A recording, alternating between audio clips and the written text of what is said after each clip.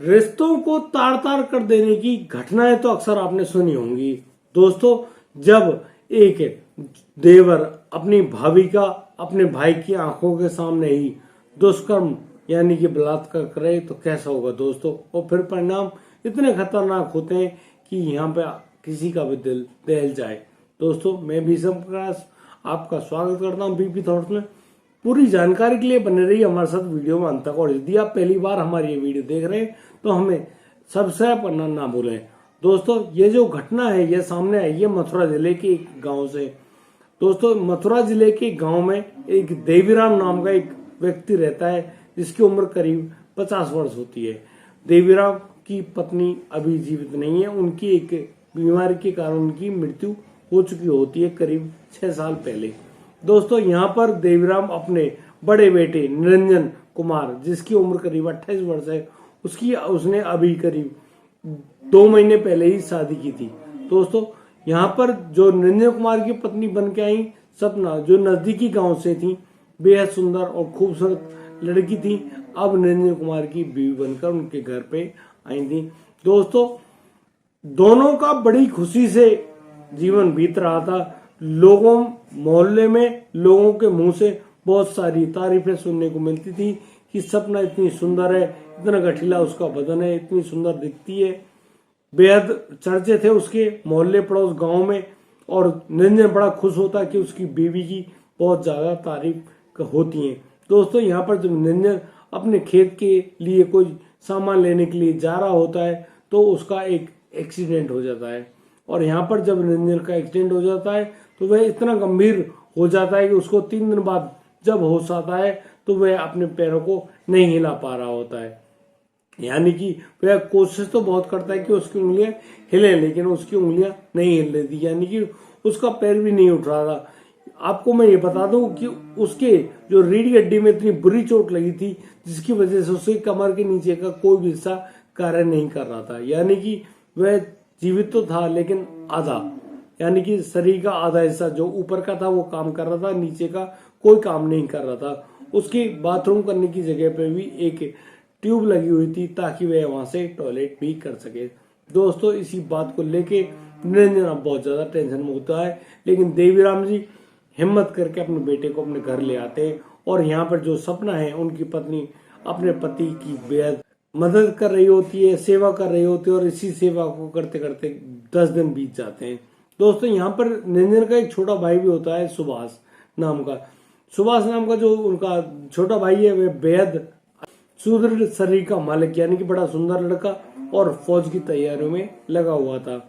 वह फौज में जाना चाहता था, उसकी यही तमन्ना है कि वह फौज में जाके देश की सेवा करे और अपने माता पिता के सपनों को पूरा करे। सुभाष को सुंदर पाकर उसकी भाभी सपना भी बेहद खुश थी। लेकिन दोस्तों मैं आपको बता दूं कि यहाँ निरंजन कुमार अब जीवित तो था, लेकिन यहाँ पत्नी जो सपना है वह उसकी सेवा भी कर रही थी, लेकिन एक सेवा से वह वंचित थी। यानी कि उसकी जो शारीरिक जरूरतें होती हैं वह अभी जो निरंजन कुमार है पूरी नहीं कर पा रहा था। और निरंजन इस बात को लेकर काफी ज्यादा गुस्से में होता है और बहुत ज्यादा परेशान होता है। दोस्तों यहाँ पर जो उनकी पत्नी होती है सपना, वह भी अपनी भूख को नहीं मिटा पा रही होती। यानी कि आप जानते हैं जवानी में किस तरह का माहौल होता है, और जब एक बार किसी आदमी को इस प्रकार की ललक पड़ जाए तो फिर वह ऐसे ही शांत नहीं होती है। दोस्तों यह शारीरिक भूख होती है जिसका कोई पूर्ति करने का तरीका नहीं होता है। यहाँ पर जो सपना है वह काफी परेशान रहती है। फिर एक दिन जब वह सुभाष को नहाते हुए देख रही होती है तो उसका मन काफी विचलित हो जाता है, यानी कि वह मन ही मन सुभाष को चाहने लगती है। दोस्तों यहाँ पर रिश्तों को खराब करने की जो नींव है वह रख चुकी होती है। दोस्तों जब सुभाष बाथरूम से बाहर निकलता है और कपड़े पहनने के लिए अपने कमरे में जाता है तो सपना पीछे से जाकर सुभाष से लिपट जाती है, और इसी लिपटने में सुभाष भी अपना कंट्रोल खो देता है और फिर वह भी सीधा होकर अपनी भाभी सपना से लिपट जाता है। दोस्तों प्यार की इन कंडीशनों को बढ़ते हुए थोड़ा टाइम गुजर जाता है और अब बारी होती है एक दूसरे के शारीरिक भूख को मिटाने की, यानी कि शारीरिक संबंध बनाने की। तो वहीं पर उनका जो पिता है जो देवीराम, वह उसकी खांसने की आवाज उनको सुनाई देती है और इसी आवाज को सुनकर वो लोग उस कमरे से निकलते हुए उस कमरे में दाखिल हो जाते हैं जहां पर निरंजन कुमार अपने बेड पर लेटा हुआ होता है और जाग रहा होता है।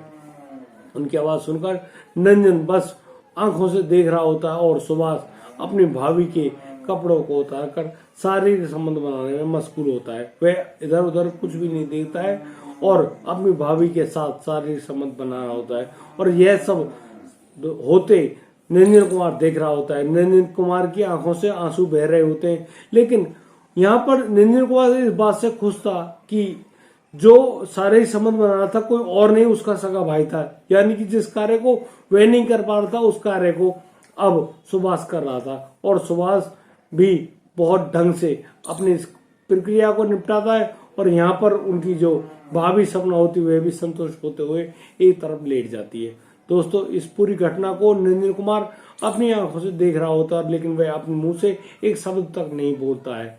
दोस्तों, यहाँ पर अब ये शारीरिक संबंध देवर भाभी का प्यार लगातार बढ़ रहा होता है और वो कभी दिन में कभी रात में और अपने भाई जो कि अब नाकाबिल था ये कार्य करने के लिए उसके सामने ही ये सब अंजाम दे रहे होते हैं।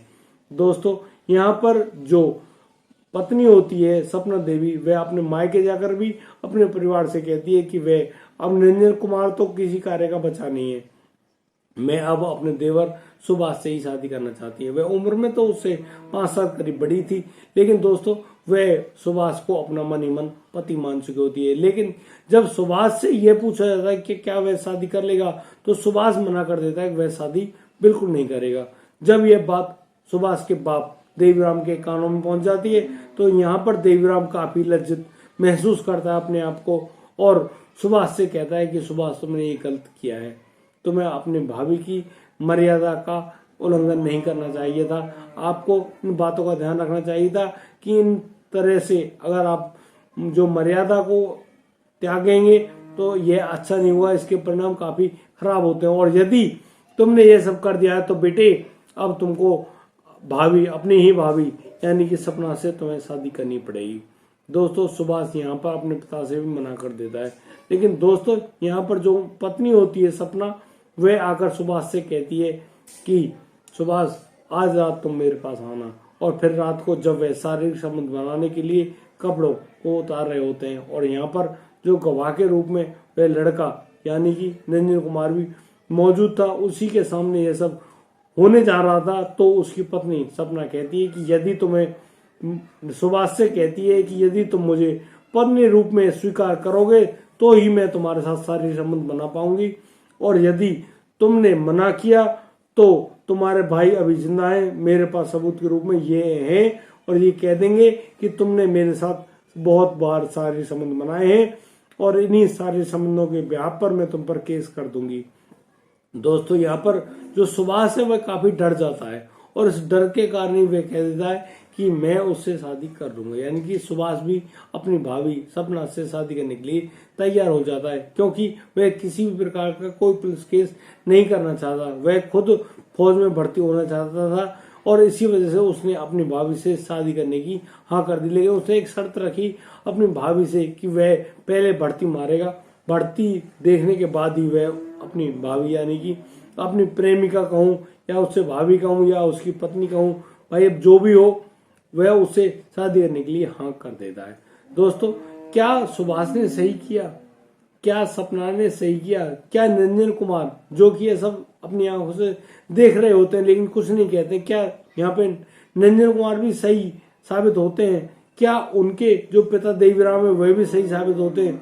दोस्तों, आपसे अनुरोध है कि आपके मन में बहुत सारे प्रश्न और जवाब उठे होंगे, हमें कमेंट करके आप बता सकते हैं। मैं आपकी इन बातों को जरूर याद करूंगा और आपका आशीर्वाद मान के नोट करूंगा कि हाँ, यहाँ पर किस आदमी ने क्या सही किया। दोस्तों, यदि आपको हमारी वीडियो और दी गई जानकारी अच्छी लगी ना, तो प्लीज आप हमें लाइक करें, कमेंट करें, शेयर करें और हाँ, सब्सक्राइब करना ना भूलें। अपना अपने परिवार का ध्यान रखें, खुश रहें। जय हिंद, जय भारत।